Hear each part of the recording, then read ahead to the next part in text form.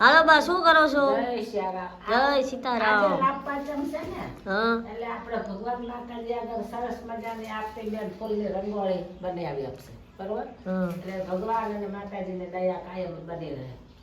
તો અત્યારે આજ રોજ બધાયનું કલ્યાણ થાય એવી અમે હનુમાનજી મહારાજને પ્રાર્થના કરીએ છીએ. ત્યાં ફૂલ બધા તમે આ તોડ્યા? હા, આ બધી આપણે થોડી મદદ કરી તો જલ્દી થઈ જાય ને એટલે. ફૂલની ને કલરની બે રંગોળી એમ ને? એટલે આ તો અહીંયા જો અત્યારે રંગોળી દોરે છે ભગવાન પાસે. આ class લાભ પાંચમ છે ને એટલે.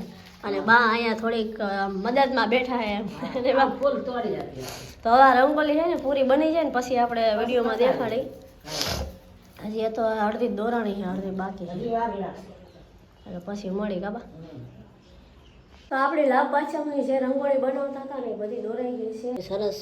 આપણા માસીએ રંગોળી દોરી હતી. આજે છે લાભ પાંચમ એટલે માતાજી પાસે જ રંગોળી દોરી હતી. અત્યારે આવા બા છે ને ઢોકળીનું શાક બનાવે મારી, કેમ કે અત્યારે બાની તબિયત સારી નહોતી એટલે મહેમાન આવ્યા હતા ને એટલે હવે મહેમાન કે બા હવે અત્યારે તમારે આટલું ખવડાવો. બા જો અત્યારે હવે ઢોકળીની શાકની તૈયારી થાય. ઢોકળી ઢાળી દીધી ને બા? તો અહીંયા જો બાયા ઢોકળીની શાકનો વઘાર મૂકી દીધો છે. મસ્ત બનાવજો બા.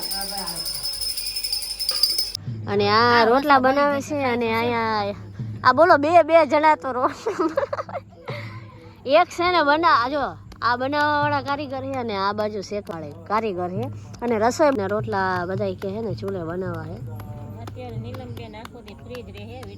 હા એમ એટલે અત્યારે આપણે આમ જો એકચ્યુઅલી મહેમાન આવ્યા ને આપણું હાલી ગયું ગાંડું વાયેલું સમજો. રસોઈ બસોમાં આપણે આમ છે ને આરામ છે. અને ચૂલે રોટલા બને છે ભાઈ ગરમા ગરમ. હાલો તમારે કેમ આમ ચૂલે મજા આવે ને? હા ઓ મોજ છે ચૂલે. આમ તો ઠંડુ વાતાવરણ છે એટલે થોડીક આમ મજા આવે. ગરમીનું તો સહન ન થાય. ગરમીમાં તો ચૂલે એમ થાય નો બેસી જાય. રાજકોટ વાળા આવ્યો બાકી તો ચૂલે રોટલા બનાવે ને એમ કઈ હોય તો ગામડામાં આવે ને ભાઈ એ તો મજા કઈક અલગ જ હોય. પછી ગામડાની મજા અલગ હોય.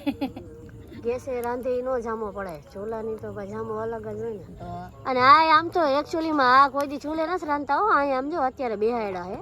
જો બે ગયા ને તમને આમ કેમ રહ્યું હે?